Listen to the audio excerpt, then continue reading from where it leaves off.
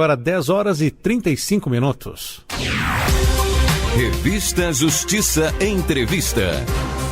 E agora vamos até os Estados Unidos para saber as últimas notícias sobre as eleições norte-americanas, as eleições presidenciais, já que hoje é o último dia para a votação presencial e há um clima de tensão com possíveis manifestações dependendo do resultado dessa apuração. Vamos conversar agora ao vivo com o jornalista, professor universitário e autor de livro, Dr. Rodrigo Lins. É tanto doutores que nós conversamos aqui que vem pelo hábito, né, Rodrigo? Seja bem-vindo, bom dia. Bom dia, Sérgio. Bom dia, ouvintes. Rodrigo Lins está falando agora da Flórida, está acompanhando as eleições norte-americanas e o que podemos destacar, Rodrigo Lins, para o nosso ouvinte começar a entender? Temos aqui as informações que teremos um recorde de votantes, já que as eleições nos Estados Unidos, o voto não é obrigatório? Exatamente. A gente está hoje num clima completamente eleitoral aqui nos Estados Unidos. É impressionante a mobilização das pessoas, os americanos, os latinos, de modo geral, as pessoas que podem votar estão mobilizadas, comparecendo em massa, e as urnas já é considerada a eleição com maior participação na história americana, né? São mais de 32 milhões só de latinos que vão votar esse ano, né? E que espera-se que vote, e 13% desses americanos que vão votar hoje são, né, americanos latinos, aí se pode dizer. Então a gente está realmente passando por um movimento muito grande nas cidades, o engajamento das campanhas eleitorais do presidente Biden, do candidato Biden e do presidente Trump tem se mobilizado aí nos estados-chave para poder conseguir ganhar esses votos e fazer uma certa pressão no colégio eleitoral. E é interessante sempre explicar para o nosso ouvinte sobre o sistema eleitoral dos Estados Unidos. Tem a votação popular, mas não é um resultado de votação popular do mais votado que garante que esse tome posse. Há os delegados.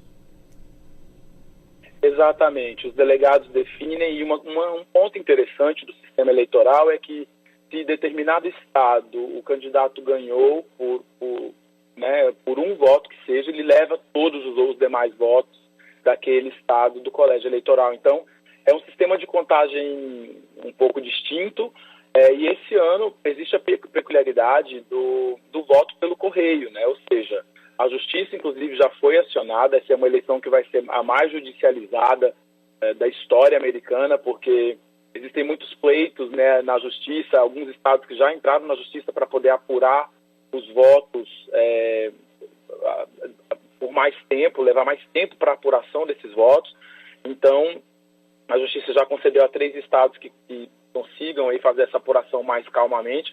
Então, o que se espera é que o resultado da eleição, que usualmente sai na noite do dia da votação, deve demorar um pouco mais esse ano, porque existem vários votos que estão indo pelo correio e que podem aí causar uma demora nessa apuração. Também existe o fato de que as pessoas que votaram já, porque alguns estados, como a Flórida, inclusive, onde eu estou, já abriu a votação há alguns dias. Então, essas pessoas podem ir às urnas e votar novamente. Isso vai causar um duplo voto, né? Porque a pessoa pode alegar que mudou de ideia. Em tese, ela estaria dentro do prazo aí para votar e mudar o seu voto, mas já enviou seu voto pelo correio, seu voto às vezes já está contabilizado e ela vai comparecer à urna para votar novamente.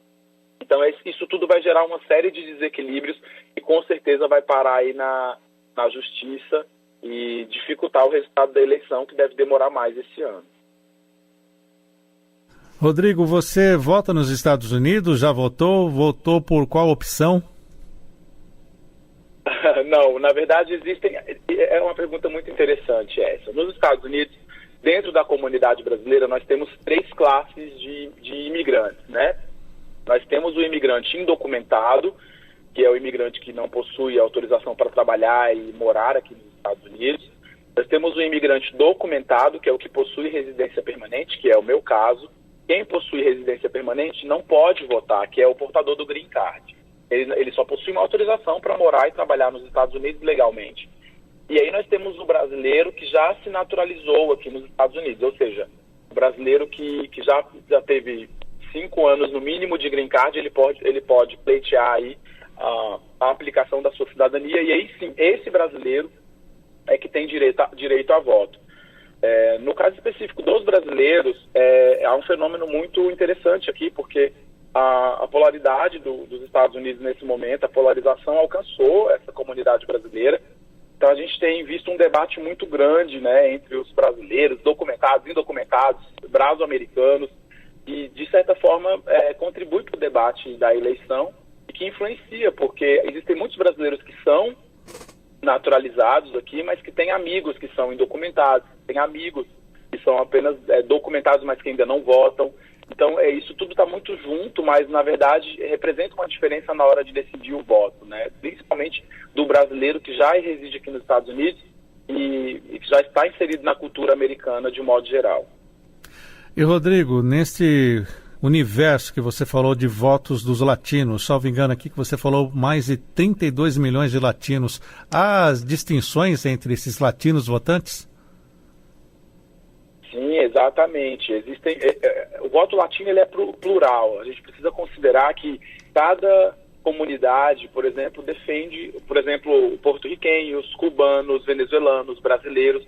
Cada comunidade tem pleitos distintos, né? Uma pesquisa mais recente, divulgada aqui por um canal de TV de língua espanhola aqui nos Estados Unidos, mostrou uma vantagem do Biden com relação ao Trump dentro da comunidade latina. Mas essa vantagem pode ser uma vantagem muito menor do que apresentada pelo canal, porque 30% dos latinos que vão votar já declararam apoio ao Trump, principalmente latinos que são protestantes evangélicos, até que defendem essa questão do posicionamento do presidente contra o aborto, temas dessa natureza. Mas, por exemplo, para falar um pouco das distinções entre os latinos, a gente tem os porto-riquenhos, que os que estão na ilha de Porto Rico não podem votar, mas os que estão fora, os que estão aqui nos Estados Unidos, podem votar. Só que na Flórida, por exemplo, a gente tem 850 mil porto-riquenhos. Esse é um número muito expressivo e todos esses porto-riquenhos podem votar. O que vai acontecer a passagem do furacão Maria em Porto Rico devastou Porto Rico, deixou os ânimos dos porto-riquenhos aqui muito exaltados e a repercussão foi muito negativa com relação à atuação do presidente Trump na ajuda a Porto Rico e aos familiares que ficaram lá. Então, esse é um fato que pode ser considerado pelos porto-riquenhos e diminuir aí a intenção de votos dessa comunidade no presidente Trump. Mas, por outro lado, a gente tem cubanos e venezuelanos que estão aí temerosos com a retórica do comunismo e que podem sim impulsionar a reeleição do presidente Trump, votando no presidente, né, para a reeleição. Dentro desse cenário, a gente tem aí 62% dos eleitores latinos que se consideram mais democratas e 34% dos latinos se consideram mais republicanos. Essa é uma pesquisa do Instituto Pew Research Center, um instituto aqui americano que divulgou recentemente esse dado. Então, a gente tem um cenário muito plural, cada um vai defender o seu modelo, né, a sua busca aí por seu pleito mais próximo. E a gente ainda tem um outro fenômeno dentro da comunidade latina que vota, que é o fato de que somente 25% dos imigrantes latinos que têm direito a voto são de fato nascidos no exterior. O restante desses imigrantes, esses latinos que estão nos Estados Unidos que vão votar, eles já são nascidos aqui, né? São considerados latinos pela origem, mas não por nascimento. E isso é um fator primordial, porque se você considera que 75% nasceram aqui nos Estados Unidos, isso significa que essa pessoa passou pelo sistema educacional americano, já pensa como americano, e ele não considera a imigração como um fato principal na hora de votar, entende? Então, a escala de prioridade desse imigrante que vota, desse latino, ou enfim, que vai votar, essa escala de prioridade se diminui e o tema da imigração não ganha prioridade nesse momento. Estou conversando com o jornalista e professor universitário Rodrigo Lins, ele está nos Estados Unidos. Estamos falando sobre as eleições presidenciais naquele país. Rodrigo Lins, você falou dos latinos e o eleitorado brasileiro. Você tem uma ideia de quantos são? Bom, a gente tem uma estimativa de eleitores brasileiros aqui nos Estados Unidos, mas não é muito claro e essas pesquisas não são muito verídicas, porque de fato não há um consenso no número de brasileiros que estão nos Estados Unidos e dentro dessa comunidade quantos que podem votar. A gente tem pessoas que estão em processo A gente tem pessoas que estão, por exemplo, em processo de obtenção da cidadania ou que obtiveram a cidadania, mas que não vão poder votar esse ano. Então é um cenário que ainda está sendo desvendado, as pesquisas ainda não dão conta de acompanhar o movimento dessa comunidade.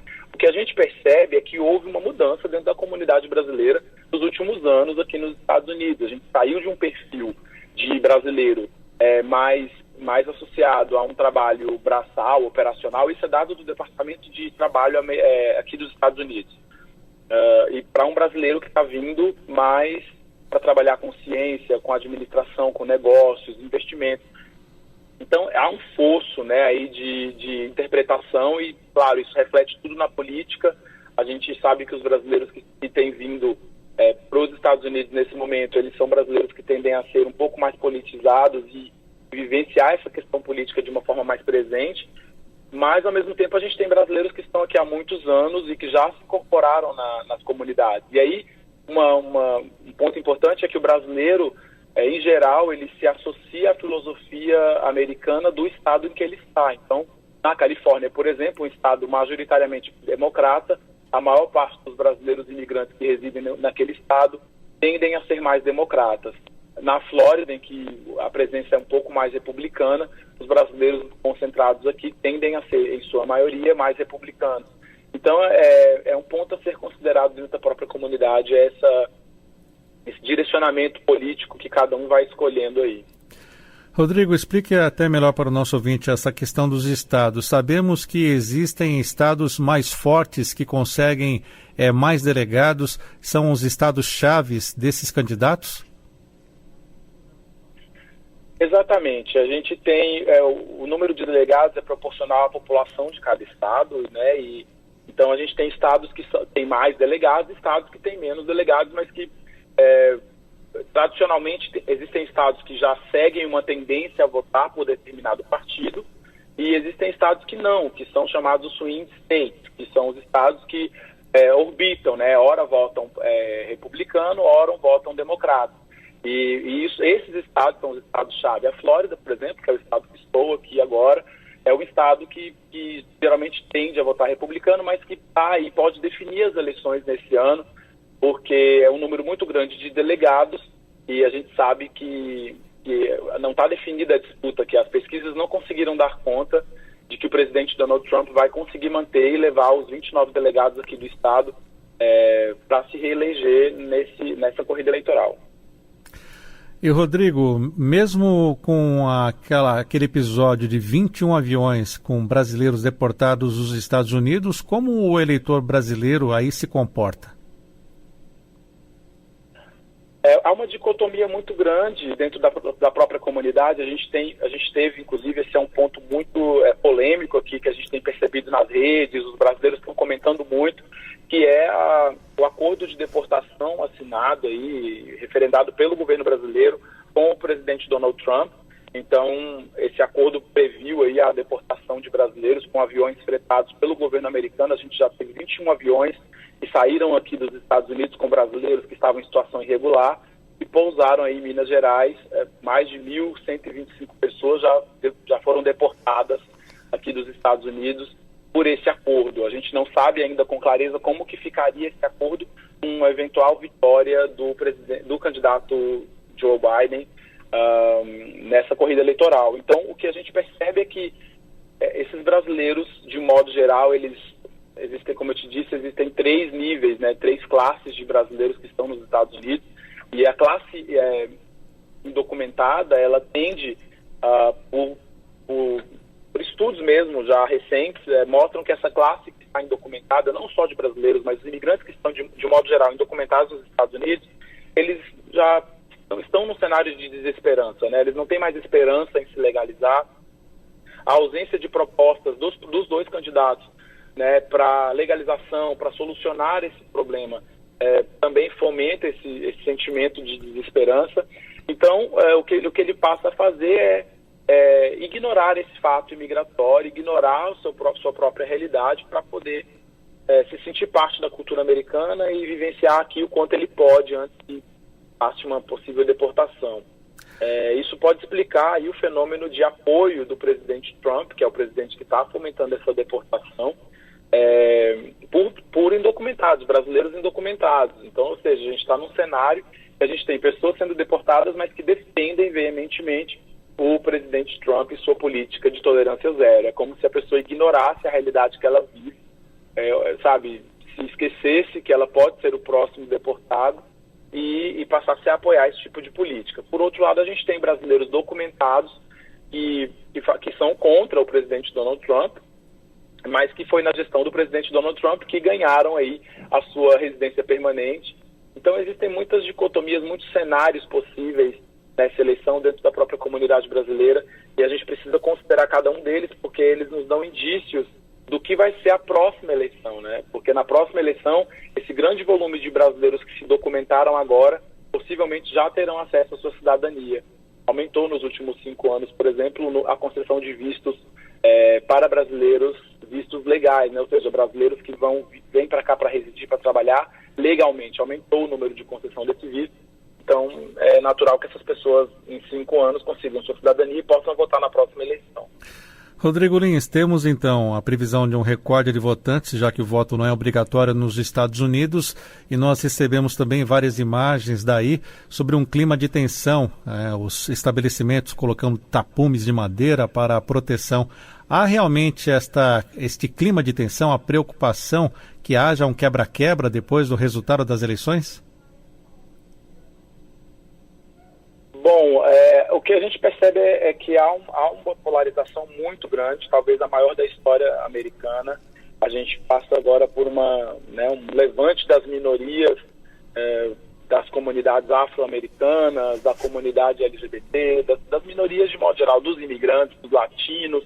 Então, isso tudo está em ebulição, e a demora para a divulgação do resultado das eleições pode ser um fator ainda que incendeie ainda mais esse cenário, porque a apuração vai começar, a imprensa vai começar a divulgar ali os estados que já conseguiram terminar a sua apuração, e a depender do que mostra esse mapa, pode ser que isso seja completamente alterado. Ou seja, se a gente tiver na noite de hoje um cenário do mapa mais azul, que é a cor democrata, e depois isso vá sendo transformado na cor vermelha, que é a cor dos republicanos, a gente pode correr o risco dessas pessoas já começarem a se rebelar contra o processo eleitoral e descredibilizar esse processo, né? Então, sim, é uma expectativa de que, de fato, seja quem que ganhe as eleições esse ano, há uma expectativa de protesto muito grande, por isso que já há um preparo da comunidade de modo geral, das pessoas de modo geral, para passar por esse momento de tensão. E temos ainda a possibilidade de uma judicialização do pleito eleitoral, que foi até a manchete de vários jornais aqui no Brasil, Rodrigo Lins. Isso é verdade? Exatamente.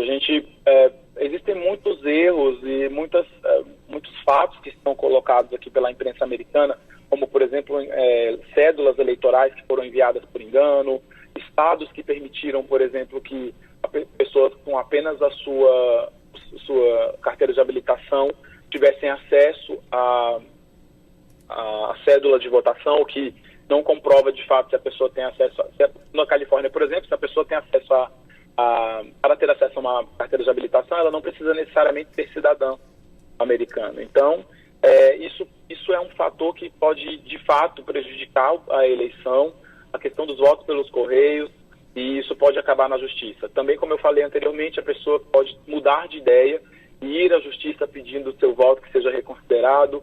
A gente tem uma série de fatores que podem, por conta desse processo eleitoral um pouco mais longo, né, e em alguns estados funciona de uma maneira, em outros estados de outra, isso pode levar, sim, a uma maior judicialização do processo eleitoral e arrastar aí por alguns dias o resultado oficial da vitória.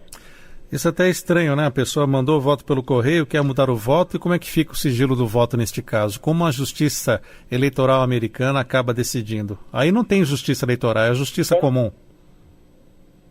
É a justiça comum e, na verdade, é um cenário muito novo para todo mundo, né? Nunca houve uma participação tão expressiva nas eleições via correio nos Estados Unidos. Então, embora seja um sistema que já operasse, já fosse possível votar por correio, nunca foi um sistema muito utilizado. Esse ano, devido à pandemia, isso né, tomou conta e teve uma participação muito expressiva. Então, é um cenário novo, inclusive para os próprios juízes aí que vão analisar esses pedidos, que vão considerar esse processo como um todo. O que a gente espera é que, de fato, deve haver que nenhum dos candidatos se autoproclame vitorioso antes do término da apuração. Há indícios de que talvez isso possa acontecer, e se isso acontecer vai ser muito mais nocivo para o país, para esse clima de tensão que já está aqui. Então, eu acho que a gente vai esperar para ver agora o que pode se desenrolar nesse cenário. Qual é a expectativa do resultado das apurações? Da finalização de tudo? Bom, como eu falei, a gente tem votos ainda sendo apurados, não tem como estimar. O que tem se especulado por aqui na imprensa americana é que em 3 dias depois de hoje a gente consiga ter uma apuração de quase 100% dos estados já terminada. Mas, como eu disse, de repente vai haver uma duplicidade de votos, vão haver outros contextos que vão surgir ao longo dessa apuração, e a gente tem que continuar atento para ver o que vai, de fato, ser decidido, né? Essa judicialização que falamos anteriormente, quanto tempo vai ser levado para que isso seja, de fato, julgado e tenha o seu mérito observado aí dentro desse contexto nacional, que é muito distinto estado a estado. Então, avaliar, esperar, ver como é que vai funcionar essa apuração, o que vai surgir aí nesses próximos dias, mas sem dúvida o que a gente pode esperar é sim uma onda de protestos e de fato um cenário mais tenso aí nessa semana. E depois do resultado das eleições, o vencedor toma posse quando? Janeiro, também como a nossa eleição no Brasil, só que aí o que é importante considerar é que como as duas plataformas são completamente distintas, a eleição pode definir o rumo de outros países, né? Como o Brasil, por exemplo, que agora é um parceiro comercial dos Estados Unidos. Os Estados Unidos é o segundo maior parceiro comercial do Brasil, o primeiro é a China. Então, a gente tem uma série de impactos que vão acontecer aí nesse caso, por exemplo, o Joe Biden ganha a eleição, isso vai alterar profundamente a relação comercial do Brasil com o novo presidente dos Estados Unidos, e também porque não houve, por parte do governo brasileiro, uma aproximação com a plataforma de campanha do candidato a presidente Joe Biden. Então, a gente teve aí um Itamaraty um pouco mais quieto nessa tentativa de se aproximar da plataforma de campanha, de tentar manter as portas abertas com os Estados Unidos numa imparcialidade diplomática, digamos assim. Então, o que a gente tem que esperar é ver aí quem vai sair como vitorioso desse pleito e entender como que isso vai impactar de fato o produto brasileiro, a taxação dos produtos, né? Qual será o impacto econômico, quais serão os impactos econômicos que o nosso país vai sentir de forma expressiva, inclusive na sua relação com a China, porque a gente sabe que o presidente Trump tem uma política de guerra comercial com a China que pode ser fomentada, e caso ele seja reeleito, ele pode impulsionar o Brasil a empreender sanções com a China, por exemplo, e isso afetar a relação comercial de um modo geral. Vamos aguardar então a apuração. Rodrigo Lins, agradeço sua participação, jornalista e professor universitário, falando conosco direto dos Estados Unidos sobre as eleições presidenciais naquele país. Rodrigo Lins, obrigado por atender a Rádio Justiça. Até uma próxima ocasião. Um abraço. Um abraço, Sérgio. Muito obrigado, Rádio Justiça. Agora em Brasília, 10h50.